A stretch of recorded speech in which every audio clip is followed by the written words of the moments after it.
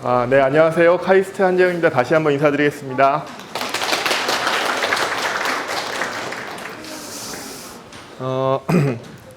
저는 지금 카이스트 인공위성 연구소에서 위성 개발 이런 걸 지금 책임지고 있고요.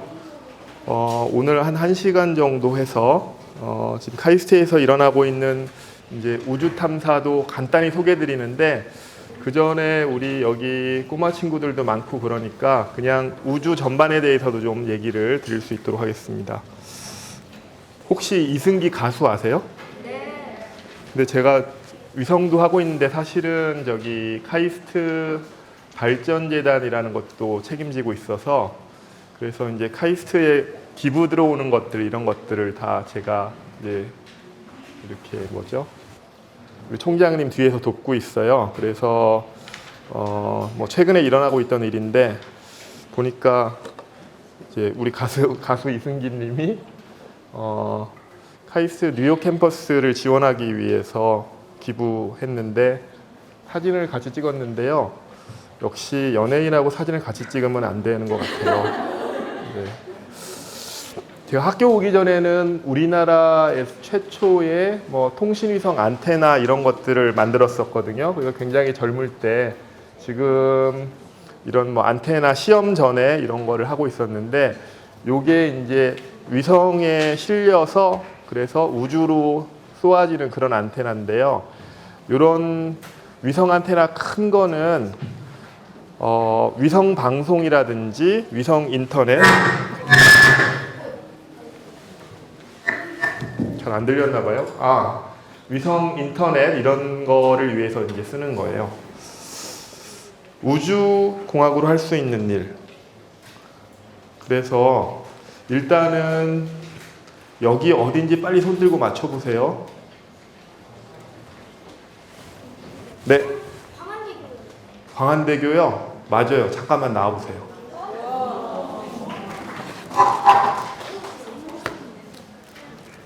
근데 이거 컴퓨터 마우스패드인데, 이게 우리 연구소 얘가 마스코트고요. 네. 이것도 맞춰야죠. 여기는 어딜까요? 후산항, 아까운데 아니에요. 아니고요. 네. 크게. 거기도 아닌데. 네. 부산시당. 근데 부산이 아니에요. 부산이 아니고, 지금 근데 이거 왜 보여주죠? 이거를 전부 다 우리나라 인공위성으로 찍었기 때문에 여러분들께 보여주는 건데요. 네, 어디죠? 대전. 아니고요. 참고로 여기가 지금 바다고요. 요렇게 보이는 게 지금 바다에서 뭐 만드는 데요. 어디? 포항? 이제 막 찍어봐야 됩니다. 네? 울산. 대만으로 된 울산 말고, 네? 로프도 아니야. 어디? 거제도 맞아요.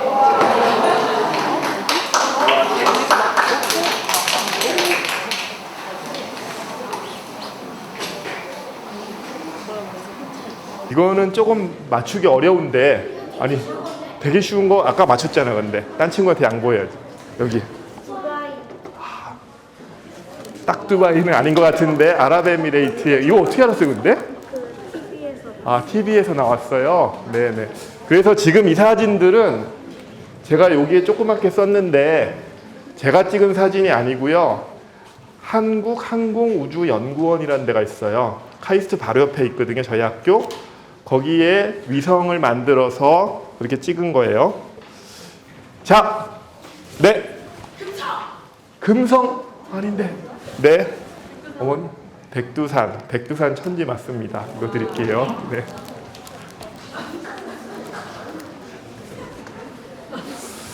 그래요. 이거는 이제 퀴즈 아닌데요. 이게 영어로 써 있는데 까리나 네블라 이렇게 써 있는데, 이게 성운이에요. 그래서 까리나 성운인데요. 얘는 나사하고 유럽에도 비슷한 조직이 있어서 이사 등등의 기관에서 같이 준비한 프로젝트에서 찍은 건데요. 최근에 요거를 다시 찍었어요. 이 사진 잘 기억해 보세요. 네, 다시 찍었는데 새로 찍은 거는 이런 느낌이에요. 그래서 예전 거는 우리가 허블 망원경이라는 걸로 찍은 거예요. 허블 망원경. 혹시 들어봤는지 모르겠는데 우주가 퀴즈가 아니에요 아직. 우주가 팽창하잖아요. 우주가 팽창하는 거 알아내고 막 해가지고 팽창하는 속도가 허블 상수라는 거 있거든요. 그 사람 이름을 딴 그런 우주 망원경인데 인공위성이 우주에서 별을 보는 거예요. 우리가 지구에서 별을 보면 그게 뭐예요? 천문대 이런 데죠. 근데 우주에서 보는 거예요. 자, 여기서 퀴즈. 왜 여기서 안 보고 굳이 우주에서 보죠? 아까 맞춘 친구 아니에요? 빨간 옷 친구? 왜? 우주에서 더 가깝게 찍을 수 있어요. 더 가깝게 찍을 수 있으니까 굉장히 좋은데 너무너무 먼데여 가지고 조금 가깝게 가는 게 큰 효과는 없어요. 저 뒤에 친구? 그거 이제 망원경으로 보면 네. 망원경보다 조금 최첨단 기술로 이제 보여주잖아요. 맞아요. 일단은 조금씩 틀렸어도 우리 이 친구도 맞아요. 네, 네. 돼요. 아까 그 답은 뭐냐면요. 우린 빛을 보는 거예요. 먼 우주에서 오는 아주 미약한 빛을 보는데, 그쵸? 지구에서 보면 그 빛이 어디를 통과해 오죠? 그쵸? 공기들을 통과해 오잖아요. 대기권을 통과해 오잖아요. 그러면서 빛이 많이 굴절되고 산란되고 그래가지고 훨씬 더 흐릿하게 보여요. 그렇죠? 우리가 뭘 봐도 물 통과해서 보면 흐릿하게 보이잖아요. 근데 우주에 가면 훨씬 더 그런 효과가 없어요. 근데 아까 요 그림하고 요 그림에서 대략 요 근처를 더 크게 본 게 여기예요.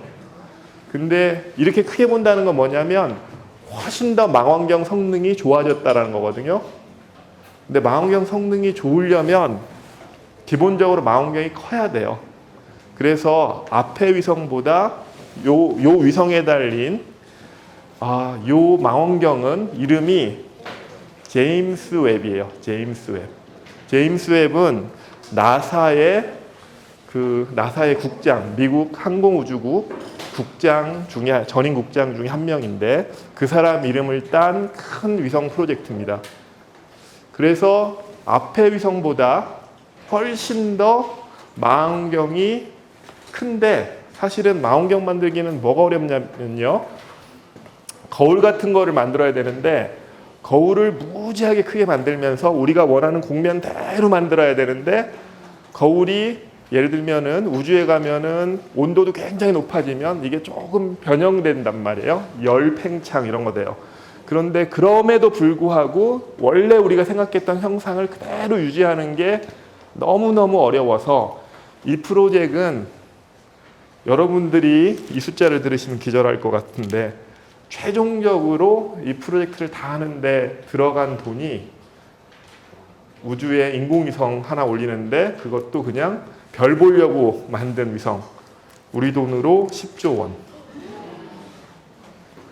그런데 그리고 원래 프로젝트보다 훨씬 더 딜레이돼 있어요. 몇 년을 더 끌었는데 결국 했더니 매일매일이 감동인 거예요. 그동안에 이렇게 보여서 이렇게 생긴 줄 알았더니 자세히 보니까 너무 달라요. 왼쪽, 오른쪽. 어때요? 그래서 예전에는 지금 요거는 이제 여러분들 우리말로도 번역돼서 독수리 성운이에요. 독수리 성운인데 이게 진짜 독수리 닮았는지 모르겠고 독수리 성운 중에 일부분이에요.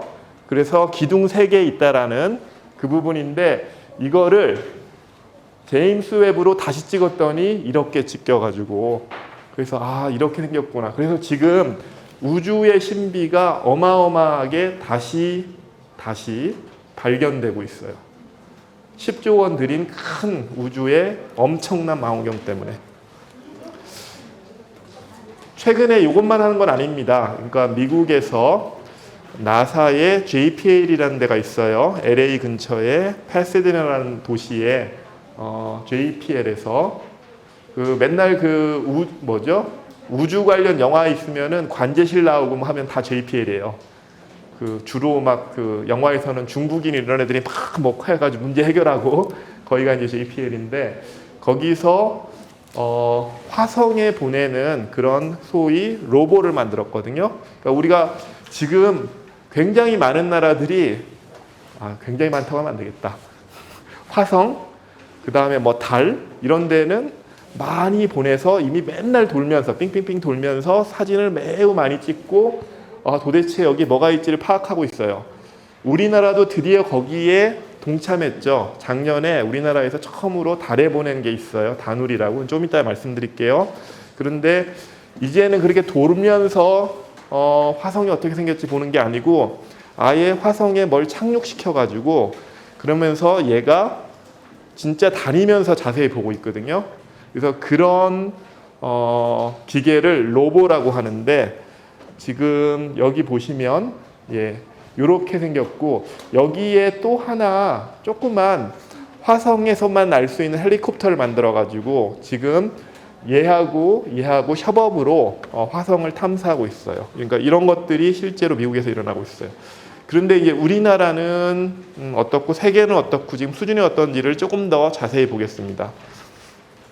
우리가 우주 하면은요, 여러분들 이런 만화 생각하시면 되는데 우주는 첫 번째는 이런 발사체가 있으면 굉장히 큰 일들을 할 수 있습니다. 왜냐하면 발사체에 뭐든지 실어서 쏠 수 있으니까. 그래서 발사체 만드는 분야. 그 다음에 위성은 발사체에 이렇게 실려가지고 우주로 쏘아져서 뭐 지구를 돌든지 달을 돌든지 뭐 하면서 뭔가 일을 하는 거가 있고요. 그 다음에 요즘은 점점 이제 그냥 먼 심우주 이런 데를 탐사를 하는 거 이런 것들도 있고 최근에는 이제 점점 무슨 얘기도 나오냐면은 우주 관광 이런 얘기도 하고 영어로 써 있어서 어렵네요. 우주 상황 인식이라고 하는데 이건 뭐냐면 혹시 지구를 위협하는 우주 물체가 없는지 계속 감시하는 거예요. 근데 지구를 위협할 만한 우주 물체가 뭐가 있을까요? 비행기 없이. 맞아. 소행성 그래요. 받았어요 뭐? 아까 이거 받았어요? 그러면 소행성은 소행성 다른 친구가 얘기했어요? 다른 친구 먼저 얘기한 친구 손 들어. 정말? 받았는데. 다른 친구는 양복. 그래서 소행성 이런 애들이 지구를 위협하고요. 또 위협하는 게 있는데 뭐냐면 우리가 만든 위성인데 지구를 돌다가 고장이 났거나 어떻게 해가지고 갑자기 이렇게 해서 추락하는 경우가 있는데 대부분의 위성이 추락하는 건 문제가 전혀 없어요. 그런데 어떤 애들은 덩치가 워낙 커서 지구로 진입해도 완전히 소각되지 않고 떨어져요, 자네가. 그런 경우가 몇 번 있었어요. 대부분 최선을 다해서 어디다 떨어뜨리냐면 남태평양에 떨어뜨려요. 거기가 가장 사람이 안 사니까. 그런데 어떤 경우에는 우리가 원하는 대로 이게 안 떨어지는 경우도 있거든요. 그래서 그거를 다 추적합니다. 지구를 돌고 있는 굉장히 많은 물체들, 거의 100만 개에 되는 물체들을 지름 3cm 정도 넘으면은요, 3cm 정도 넘으면 전부 다 미국은 추적하고 있어요. 전부 다. 그리고 우리나라도 우리나라 나름대로 추적을 많이 하는데 사실 우주 그것 때문에도 하지만 또 뭐 때문에도 하냐면 혹시 뭐 미사일 같은 거 공격해 올 수도 있잖아요. 그래서 그런 것까지 함께 할 수 있는 복합적인 목적으로 우주 상황을 잘 감시하자 이런 부분도 있고요. 그 다음에 사실은 우주에 더 중요한 거는 이런 직접적인 발사체, 위성 이런 거 만드는 것보다 위성을 이용한 서비스예요. 위성을 활용. 그래서 여러분들 굉장히 잘할 것 같은데 우리가 항법이라는 얘기를 씁니다. 항법. 그리고 뭐 GPS 이런 말들을 하죠. 결국은 항법이란 건 뭐냐면 내가 어디에 있는가. 근데 요즘은 항법이 너무너무 쉬워 보여요. 휴대폰 켜도 나 어딘지 다 알아. 막 이렇게. 근데 사실은 항법은 매우 매우 매우 어려운 기술이었던 거예요. 그러니까 그 탐험 시대에, 그러니까 스페인하고 포르투갈하고 큰 배 만들어서 막 이렇게 대서양을 이 사람들이 할 적에 사실은 할 수 있었던 이유가 배가 더 좋아져서 이런 것보다 항법 기술이 더 발전해서 나침반하고 별을 보고 뭐 이러면서 그러면 내가 어디 있다라는 걸 사람들이 점점 잘 알게 됐기 때문에 할 수 있었던 거거든요. 가만히 생각해 보면은 바다 한가운데 가서 아무것도 안 보이고 기준점도 없고 등대도 없고 그런데 내가 도대체 어디 있는지를 아는 거는 어마어마하게 어려운 기술인데 그거를 지금은 너무 편하게 됐어요. 사실 뭐 때문에? 위성인데 특별히 그게 GPS 위성 때문에. 그것도 미국에서 시작을 했거든요. 그게 삼각 측량 원리랑 똑같은 거예요. 삼각 측량. 여러분들 혹시 삼각형의 결정 조건이라고 그건 언제쯤 배우나 모르겠어요. 그러니까 이런 거 있는데 세변의 길이를 알면 삼각형이 유일하게 결정된다. 이런 거 혹시 아시죠? 어머님들 네, 모르시죠? 네. 그런데 이렇게도 삼각형이 결정돼요. 평면에서는 변 하나의 길이를 알고 이 양쪽 각을 알잖아요. 그러면 여기를 딱 알 수 있지 않을까요? 그렇죠? 그거랑 거의 유사하게 이쪽 기준 위성이 여기도 있고 한데 이 위성은 서로 다 어디 있는지 알아요, 지금. 그리고 내가 그 위성으로부터 상대적으로 얼만큼씩 떨어져 있는지 뭐 이런 것들을 잘 처리를 하면 어디 있는지를 아는 거예요. 그런데 삼각형 결정 조건보다 훨씬 더 복잡한 게 일단 평면상이 아니고 그 다음에 위성은 가만히 있는 애들이 아니고 위성도 돌고 그러니까 그 다음에 거리도 평상시는 되게 좋은데 뭐 아까도 얘기했죠. 빛도 공기 통하 오면은 뭔가 이렇게 있기 때문에 전파도 이렇게 오는 게 항상 일정하지 않아요. 우리가 날씨 얘기를 하는데 그냥 날씨도 있는데요. 전파의 중요한 날씨도 있어요. 지구 대기가 항상 똑같은 게 아니에요. 전파가 통과되는 날이 특성이 다 달라요. 그러니까 그런 걸 잘 처리하면은 우리 위치를 알 수 있는데 그 기술이 이제 엄청나게 발전하고 있는 거죠. 그렇죠? 그래서 사실은 그 위성을 직접 만든 사람이 여러분들께 직접 돈을 받지는 않지만 그게 다 간접적으로 연결돼서 여러분들이 위치 서비스 우리 할 때마다 그죠? 우리는 위성을 알게 모르게 이용하고 있습니다. 그래서 사실은 우주 산업 이런 얘기도 하고 하는데 이 부가 서비스가 훨씬 더 큰 거예요. 통신, 방송 이런 것들. 좀 전쟁 얘기를 해서 좀 그런데 우크라이나 전쟁 있잖아요. 우크라이나 전쟁. 근데 러시아가 우크라이나를 언제 침공을 딱 시작했냐면 별로 기억이 안 나시죠? 베이징 동계올림픽이 끝나자마자 했어요. 베이징 동계올림픽도 언제인지 기억이 안 나요. 그런데 그렇다는 거는 우리가 미루어 짐작컨대는 러시아 정부는 중국 정부하고 충분히 사전 협의를 했을 거예요. 그리고 아마 이렇게 생각했을 거예요. 그 동네가 우크라이나 이 동네가 2차 대전 때도 그렇고 전차들이 되게 고생했어요. 해빙기 때 다 녹아서 굉장히 뻘이 돼요. 그래서 이제 전차 공격들이 잘 안 되거든요. 그래서 그렇게 되면은 군사작전을 제대로 할 수 없기 때문에 그 전에 모든 걸 끝내려고 했을 거예요. 아마도 러시아 군 수뇌부는 그렇게 보고를 하고 시작을 했을 거고요. 전쟁 초기에 제일 먼저 하는 일은 뭐냐면 적의 지휘 체계를 무너뜨리는 거예요. 그러니까 군 통신망들을 다 우리로 치면은 기지국 같은 거 있잖아요. 그런 것들을 다 부셔요. 그러면은 이제 우크라이나는 서로 연락도 안 되고 이럴 줄 알았어요. 그런데 웬걸? 지휘 체계가 다 살아 있어요. 뭐 때문에 그렇죠? 이거 어머님들밖에 못 맞추실 것 같지만 물론 위성 때문에 그런데 스타링크 누가 얘기했어요? 나와요. 받았어요?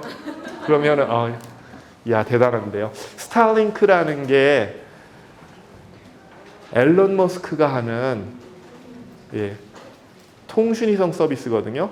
지구국이 하나도 없어도 그 대신 내가 안테나는 좀 큰 거 있어야 돼요. 내 휴대폰 갖고는 안 돼요. 좀 멀어서. 근데 조금 뭐 하나 달아서 그거를 내 휴대폰에 연결만 하면, 그리고 사용료가 조금 비싸요. 그것만 내면, 그러면 전 세계 어디가 있든 24시간 연결이 되는 거예요. 그래서 그거 가지고 그냥 아무 문제 없이 지금 지위가 살아있어요.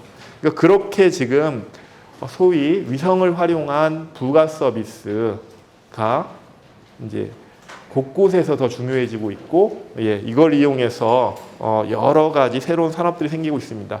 세계는 지금, 이거는 이제 스페이스X인데, 스페이스X는 뭐 왜 중요하냐? 스페이스X가 우주로 가는 비용을 엄청나게 낮췄어요. 앨런 머스크가. 그래서 요즘 하는 짓이 점점점 황당해지는데, 앨런 머스크가. 그런데 여하튼 아무도 저런 생각을 안 할 때 뭐부터 했냐? 이거 재활용하자.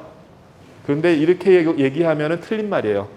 재활용은 조금 전에 제 앞에 하신 분이 하신 게 재활용이고, 재사용. 재사용. 그래서 재사용 발사체라고 합니다. 엄청난 기술이에요. 왜냐하면은 일단 로켓을 다 쏜 다음에 굉장히 높은 위치에서 막 내려와서 나무젓가락 같이 낀 애를 밑에 불꽃 방향을 잘 조절해서 내가 원하는 위치에 가서 딱 착륙시키는 거거든요. 그러니까 예전에는 상상도 못했는데 지금 가능한 이유는 이것도 소위 AI 뭐 이런 거랑도 상관이 있어요. 실시간으로 굉장히 많은 연산을 하면서 그러면서 사람처럼 순간순간 그 상황에 맞게 뭔가 제어할 수 있는 이런 거가 지금 가능하게 됐습니다.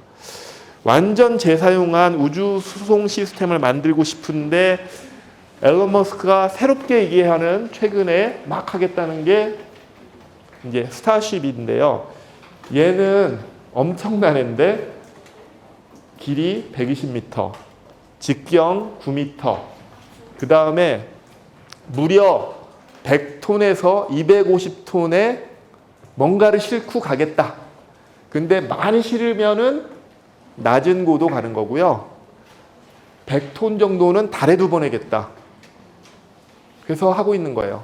얼마 전에 첫 시험 비행을 했거든요. 혹시 아실지 모르겠는데 어떻게 됐죠? 실패했죠. 실패했어.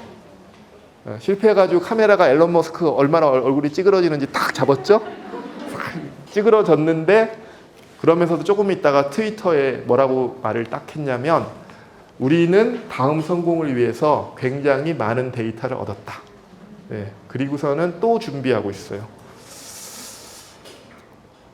이게 재밌는데 아까 아랍에미레이트 친구들이 있는데요. 이 친구들 세 분이 카이스트에서 10년 전쯤에 석사를 했어요. 그리고 돌아가가지고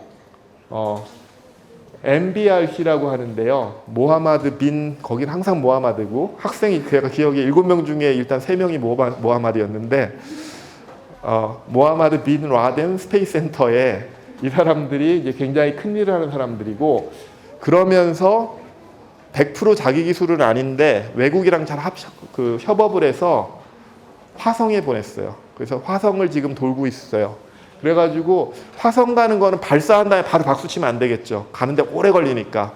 그래서 발사는 2020년 7월 19일 날 했는데 2021년 2월 9일 날 이게 마르스에 잘 갔다 해가지고 거창하게 행사를 하고 있습니다. 그러면서 자세히 보면은 아랍권에서는 우리가 처음이다 뭐 하면서 막 이렇게 자기들이 막 박수치고 그랬는데 요번에 윤 대통령이 여기를 가시면서 저희가 이제 외교에도 약간 기여를 하려고 이 관련된 사람들 카이스트 첫 외국인 올해의 동문상을 수여를 했습니다.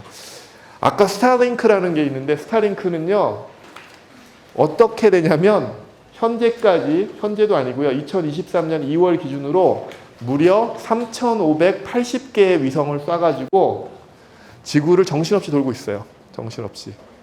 그런데 얘네들은 몇 개를 쏠고 오냐면은 4만 개 이상의 위성을 쏘려고 그러거든요. 그래서 이렇게 막 도는 거예요. 낮게 돌기 때문에 그래서 아주 멀지 않기 때문에 우리가 안테나 같은 거 엄청나게 크지 않아도 좀 되는 것도 있고 그 다음에 얘네들이 낮게 고도를 유지하려면 굉장히 빨리빨리 지구로 돌아야 되거든요. 그래서 내가 통신을 하지만은 내가 전화 좀 오래 하면은요, 나랑 교신한 위성은 계속 바뀌어요. 네, 어쩔 수 없이. 그건 뭐랑 똑같냐면 우리가 KTX 타고 가는데 휴대폰 쓰잖아요. 그러면 사실은 지구국은, 아니, 지상국, 뭐라고 하지? 기지국. 제가 자꾸 위성 용어밖에 모르겠고. 기지국은 계속 바뀌는 거거든요. 그러니까 그거 비슷하게 됩니다. 또 하나 진짜 재미있는 회사가 있습니다. 플래닛 랩이라는 회사가 있는데 이 회사는 새로운 위성 서비스를 하고 있는데 어떤 거냐면은 지금까지는 지구 정찰 위성을 내가 위성에서 지구를 정찰하고 싶잖아요. 그러면 한 가지 방법밖에 없었어요. 거의 한 가지, 거의. 어쩌면 한 가지, 두 가지. 한 가지 뭐냐면 내가 위성을 사야 돼. 아니면은 위성 사고 운영하는 사람한테 어떻게 잘 이렇게 해가지고 돈을 주든 뭐라든 살짝 얻어야 돼요. 그 방법밖에 없었는데 이 사람들은 위성을 파는 게 아니고 위성 영상을 파는 서비스를 내요. 그게 어떻게 가는 거냐면 자기들이 조그만 위성을 엄청나게 많이 쏴서 정신없이 지구를 돌면서 계속 찍어요. 계속. 그래가지고 이 홈페이지에 가서 여러분들도 살 수 있어요. 크레딧 카드만 있으면 돼요. 크레딧 카드가 있고 어디에 그리고 제가 저걸 모르겠어요. 사실은 우리가 기술적으로는 가능한데 이제 법적으로 예를 들면 우리가 북한 어딘가가 너무 궁금하다 하고 여러분들이 사도 되는지 말리고 싶습니다. 그건 아마 우리나라 법률 때문에 안 될 거예요. 그런데 법이 허용하는 범위 내에서는 그런 거를 해도 된다. 그러니까 이제 요즘 우주는 예전처럼 그냥 국가기관, 뭐 정부기관 이런 게 아니고 민간기업, 앨런 머스크 전형적인 회사 하는 거 아니에요, 자기 회사. 그런 사람들이 엄청난 일을 해내고 그 다음에 지금 이렇게 조그만 위성들이 또 여러 개 같이 합쳐서 일을 할 수 있는 시대가 열리면서 예전에 못하던 일들을 이제 점점 할 수 있습니다. 소행성도 무지하게 탐사하고 있어요, 소행성들도. 그래서 일본은 심지어 소행성에 가서 착륙해서 소행성의 흙을 조금 채취해서 그거를 다시 지구로 귀환시키는 일까지 성공을 했습니다. 그러면 제 기억에 한 10g 이렇게밖에 못 갖고 왔었거든요. 요거 갖고 오려면은 벌써 여기서부터 갔다가 오면서 막 할 때 이제 연료만 해도 엄청나게 그 우주선에 싣고 가야 돼서 그런데 그 10g 가지고 조금씩 나누어서 굉장히 많은 과학적인 일들을 하고 있어요. 예. 아까 말씀드렸죠? 지상에서 우주 물체를 열심히 감시한다고.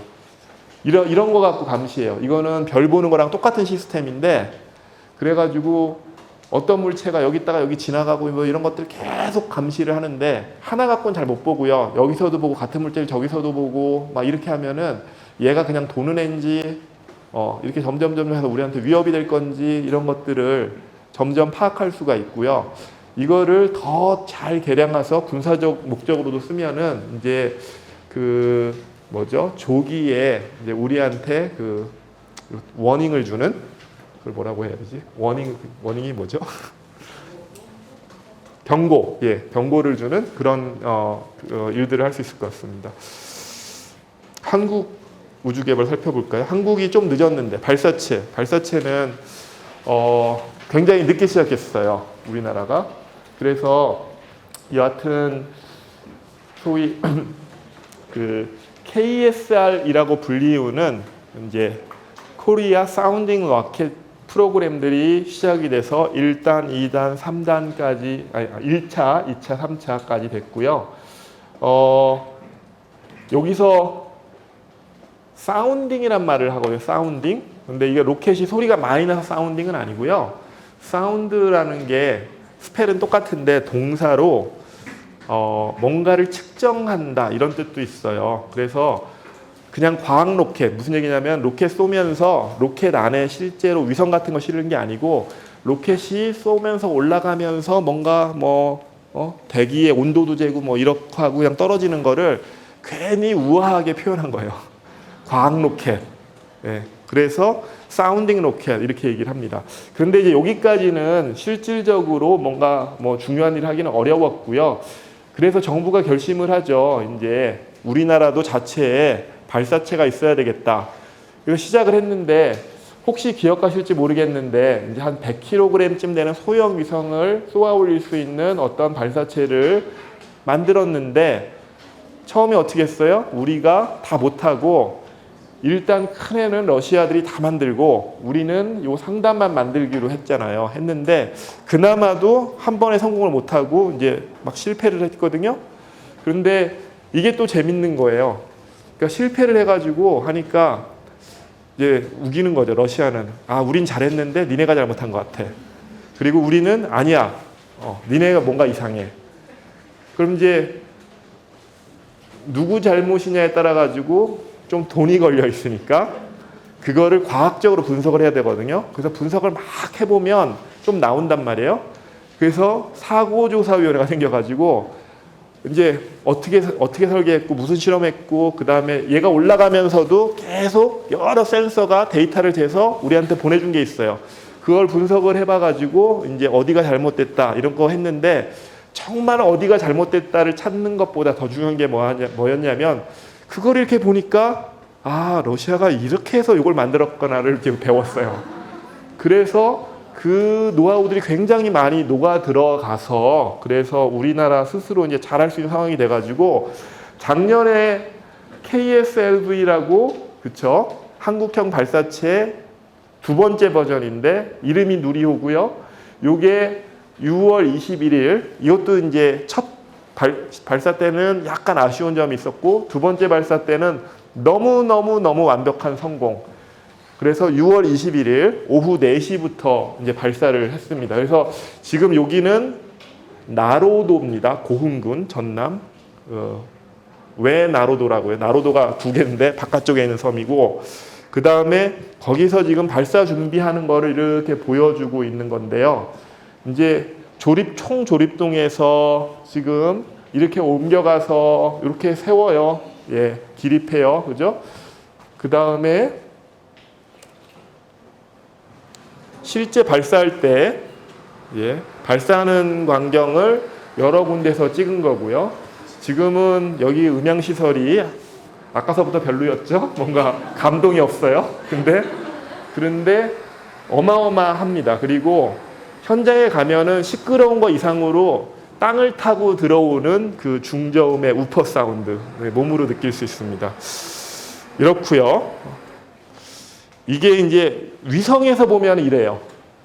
1단 분리 위에서 2단 분리하는 거, 그 다음에 그 안에 있는 위성들 분리하는 거 이런 것들을 이제 위에 카메라 실제 탑재된 카메라에서 다 찍어서 보내주고 우리는 이걸 가지고 우리 설계한 게 또 맞는지 틀리는지 개선할 점이 있는지 이런 것들을 하는 거거든요.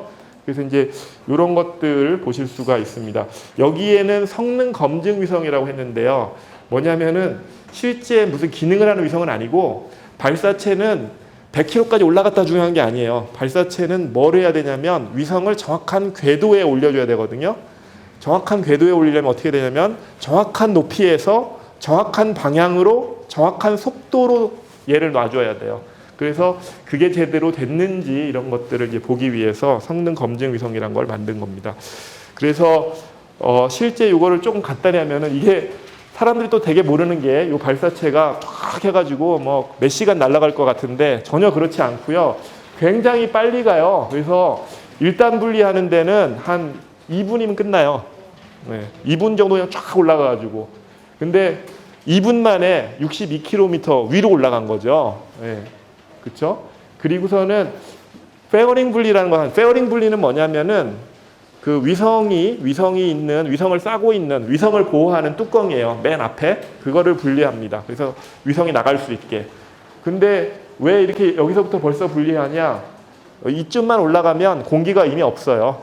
그래서 그냥 마음껏 앞에 자동차 앞에 그 유리 깨고 운전해도 상관이 없어요. 바람이 전혀 안 느껴지니까 이제 그런 겁니다. 그리고 2단 분리는 그 이후에 하고요. 그리고 여기서 이제 그 실제로 위성이 분리되고 이렇습니다. 그런데 이제 이런 시간들을 보면은 뭐 그렇게 그죠? 이게 뭐 몇 시간 걸리는 일은 아니고요. 여기서부터는 이제 위성은 계속 지구를 정상적으로 투입이 됐으면 이제 도는 거예요. 도는 거.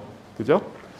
지구는 이제 궤도 이 높이가 낮으면 굉장히 빨리 돌아야 안 떨어지고 도는 거고, 높으면 좀 천천히 돌아도 도는 거고, 그래서 그 높이에 따라서 돌아야 되는 속도는 딱 정해집니다. 예, 그거는 그냥 과학 법칙이에요. 예. 자, 이제 다누리 얘기를 좀 해볼까요? 다누리. 이 사진이 이렇게 뭐가 보이는데, 얘가 뭐죠? 지구예요, 지구. 지구인데 이렇게 뭐가 있어요. 이거는 뭐죠? 바닥은 달. 달에 착륙해서 찍은 건 아닌데 달을 도니까 이런 앵글이 나와요. 돌다 보면. 그래서 이제 거기서 하나 찍은 겁니다. 그리고 이 위성은 이름이 다누리예요. 자, 이게 지구고요. 지구고 달이 실제로 지구를 공전하는 거예요. 이만큼 떨어져서 있어요. 멀리 떨어지면. 요건 가까운 게 아니라 이게 원인데 여기서 찍으니까 가깝게 보이는 거죠. 이렇게. 근데 이게 따로따로 찍어서 붙인 게 아니고요. 카메라로 하나로 찍은 거예요. 근데 이렇게 찍을 수 있는 이유는, 이런 사진을 찍으려면 어떻게 해야 돼요? 지구도 나오고 달도 나오고 하려면 이 카메라가 좀 먼 데 있어야 되겠죠? 그렇죠? 그래서 다누리는 이런 걸 찍었는데, 이런 걸 찍을 수 있었던 이유는 뭐냐면, 이게 지구고 이게 달인데 여기서 여기로 갈 때 그냥 바로 가는 방법도 있을 거고, 그냥 이렇게 가서 그냥 가는 방법도 있을 텐데 굳이 되게 돌아갔어요. 이렇게 돌아갔어. 일로 갔는데 어디까지 갔냐면 태양 쪽으로 많이 갔거든요. 그래서 이게 먼 데서 지구와 달을 같이 아까 찍을 수 있었던 거고요. 이렇게 태양 쪽으로는 왜 갔냐면, 태양 쪽에 소위 라그랑주 포인트라는 데가 있어요. 거기가 어디냐면, 왜 이렇게 잘 알아? 누가 말했어요? 누가 맞췄어요? 이거 아까 받았어요? 네, 예.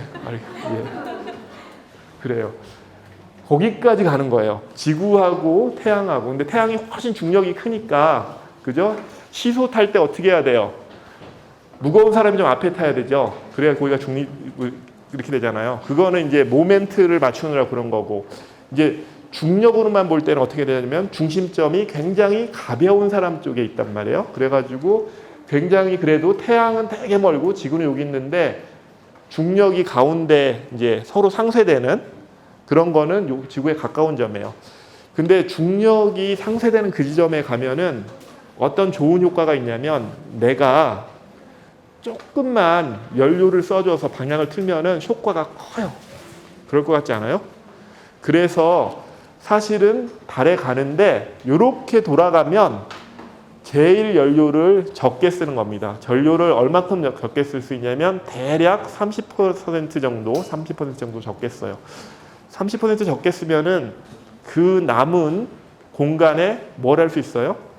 우리가 더 달을 탐사할 만한 그런 과학 관측장들 거기다 둘 수 있어요. 그만큼. 그렇죠? 그래서 굉장히 이제 중요한 거고요. 그러니까 직접 달에는 보통 요새는 안 가요. 달에 직접 가는 경우는 언제 직접 가겠어요? 사람 태우고 갈 때. 이거는 사람 없으니까 마음껏 뭐 몇 달 걸려서 가도 좋은데, 예. 사람 태우고 갈 때는 바로 갑니다. 그러나 그렇지 않은 경우는 요렇게까지 복잡하게는 안 가고요. 보통은 그냥 이렇게 좀 돌면서 가요. 그런데 이제 굉장히 복잡한 궤도로 이 다누리는 갔습니다. 그 덕에 상당히 재밌는 사진도 찍고, 예, 새로운 관측도 많이 하고 그랬어요. 근데 이게 실제 다누리예요. 얘가 최종적으로 발사는 미국에서 됐거든요. 스페이스X로. 그래서 이거 실어 가기 전에 마지막에. 근데 이제 이런 거 보통 마지막에 가기 전에는 좀 높으신 분들은 여기 와서 같이 이렇게 투어도 하고 하는데, 저는 별로 높지는 않은데 이제 같이 혼자 열심히 봤죠. 왜 그랬을까? 여기 이제 다누리 요 프로젝트 총 책임자가 김대관 박사. 예, 제 1호 박사 제자예요. 저하고 나이 차는 2살밖에 안 나는데. 요 왼쪽은 카리, 지금 카리의 위성연구소장. 이 친구도 저한테 박사하기로 했어요. 그래서 이제 이 두 친구가 양쪽에서 뭐 이렇게 했습니다. 이 친구 둘이가 제가 이것도 10년 전 사진입니다. 그때 우리 학생들하고 같이 찍었을 때 김대관 박사, 오성영 박사. 카이스트에서도 우주 관련해서 여러 가지 일이 있는데 최근에 또 있었던 일은 뭐냐면은 굉장히 초소형 발사체를 만들자. 그러니까 스페이스X 같이 큰 거는 못 하는데 또 이렇게 되게 작게 만드는 대신에 아무 때고 빨리빨리 쏠 수 있으면 위성이 급하게 필요할 때 우리가 원하는 대로 쏠 수가 있단 말이에요. 그래서 그런 관점에서 뭐 괜찮지 않을까 해가지고 저희 학생이 회사를 만들었거든요. 예, 그래서 페리지 에어로스페이스라는 데를 만들었는데, 예, 이 학생 때문에 제가 별짓을 다 해봤지만, 여하튼 그래서 실제로 제주에서 발사를 이제 시험 발사고요. 이제 같은 발사하는 거를 좀 몇 가지 각도에서 볼 것 같아요. 이게 지금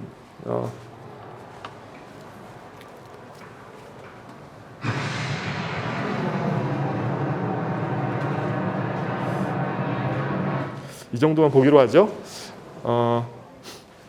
카이스트의 문지 캠퍼스에 이제 이런 로켓 엔진 시험하는 거가 있는데요.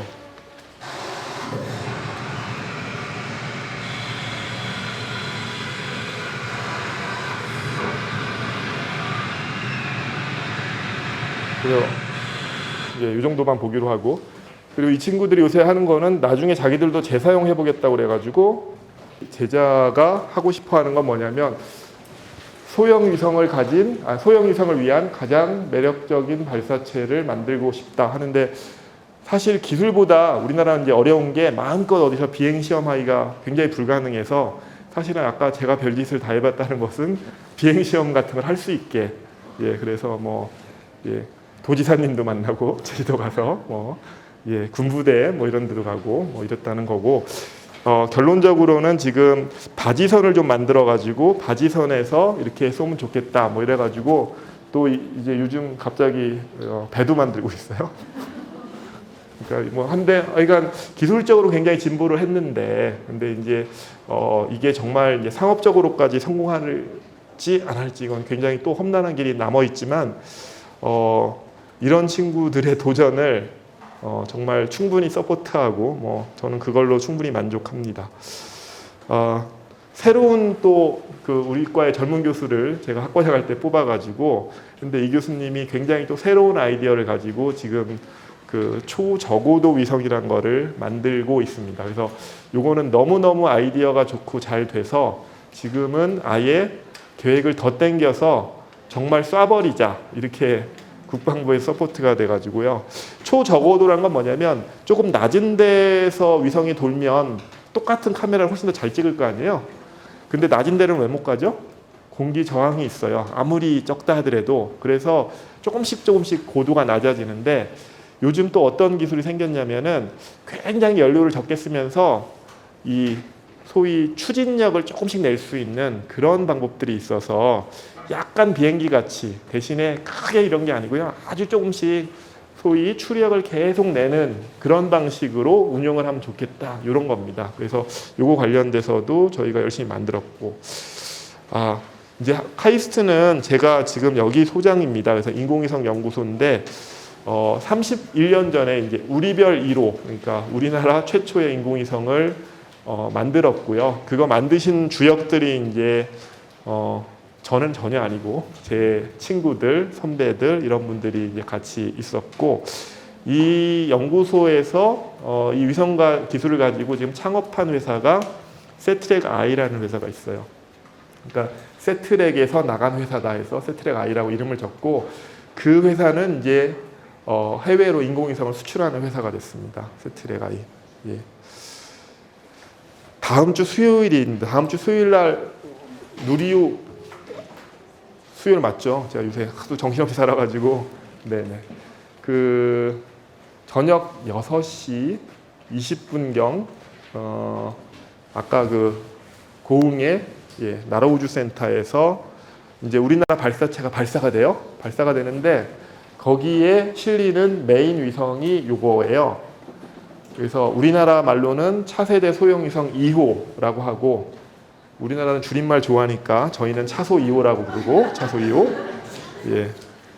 그래서 다음 주가 곧 발사됩니다. 이 위성은 어떤 위성이냐면은 카메라로 지구를 보는 게 아니고요. 전파로 지구를 보는 거예요. 그래서 전파를 쏴서 반사되는 거를 잘 처리해 가지고 보거든요. 근데 이 전파의 주파수는 별로 물에 흡수가 안 돼요. 다 뚫어요. 그래서 구름이 껴 있으나 뭐 비가 막 오고 있으나 상관없이 항상 볼 수 있거든요. 그럼 또 그대로 굉장히 장점이 많겠죠. 이제 그걸 하는 거고요. 그래서 이 위성은 특성이 어떻게 되냐면 전파를 쏴야 되니까 전기가 많이 들어요. 그죠? 카메라는 내가 그냥 찍기만 하면 되는데 얘는 내가 전파를 쏴야 되거든요. 그래서 그 전기를 계속 24시간 잘 얻기 위해서 사실은 그래서 발사 시간이 그 시각인 겁니다. 이해가 가실까요? 남쪽으로 쏘는데 6시 한 20분쯤은 대략 어떤 시각이에요? 해가 질 때쯤이죠. 질 때쯤. 그죠? 해가 질 때쯤 남쪽으로 쏘면서 지구는 돌더라도요. 항상 햇볕 받는 면과 햇볕 안 받는 면 고기를 돌아요. 그러면서 태양전지판을 이렇게 대고 있어요. 햇빛 쪽으로. 그러면은 계속 전기가 나오거든요. 그래서 얘는 전기를 잘 얻는 게 또 굉장히 중요합니다. 실제로 위성을 만들기 위해 가지고 지금 뭐 굉장히 많은 과정들이 있어요. 그런데 뭐 처음에는 이렇게 정신없이 이제 박스 갖다 놓고 각 부품들 시험하고 부품 개발하고 이런 걸 하는데 나중에 다 만들어지면은 얘가 우주 환경에서 잘 견디는지, 그래서 발사 때 팍 떨리는데 그래도 괜찮을지, 우주는 굉장히 더웠다 추웠다 하는데 괜찮을지. 그런데 아까 그 궤도는 장점이 있어요. 비교적 온도 변화는 적어요. 예. 그리고 지금 얘는 뭐냐면 이렇게 딱 접어가거든요. 위성은. 그런데 가서 쭉 안테나를 펼치는 거예요. 펼쳐. 근데 안테나로 보는 거잖아요. 안테나에서 전파 쏴서 받아서 처리하는 거기 때문에 아까 카메라랑 똑같은데 이렇게 펼쳤는데 이 안테나가 이렇게 휘어지면 안 돼요. 이게 굉장히 긴데 요로 조금 더 휘어지면 안 돼요. 그래서 그런 거가 잘 될지 이제 계속 접었다 폈다 접었다 폈다 하고 어떻게 접었다 피면은 얘가 멀쩡한지 다 핀 다음에는 평평도 검사를 또 계속 합니다. 뭐 이런 것들 하고요. 아까 세트랙에서 나온 회사가 어디라고요? 세트랙 I. 예, 그래서 몇 명이 나가가지고 이제 요런 위성 만들고 했는데 지금은 본인들은 이제 우리 연구소에서 한 10년 있다가 나가셔가지고 20년도 넘었는데 20주년 기념한다고 직원들이 이렇게 모였어요. 그러니까 대단한 기업이 됐네요. 지금 대표 김희율 대표, 네, 저하고 고등학교 대학교 동기, 네, 우리 고등학교 1년 선배분, 그래서 뭐 다 같이 이쪽에 있습니다.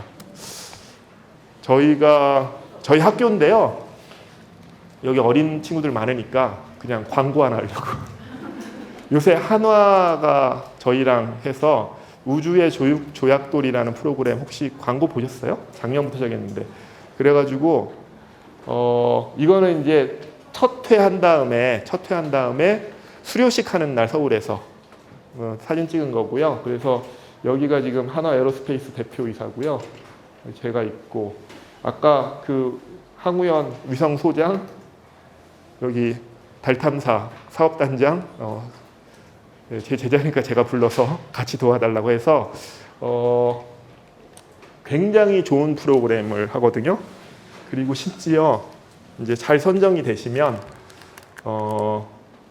이제 프로젝트 같이 하고 같이 만들고 한 다음에 작년에는 전원 한화가 돈을 다 대서 일본의 주요한 우주 시설들을 다 도는 이제 투어도 하고 막 이랬습니다.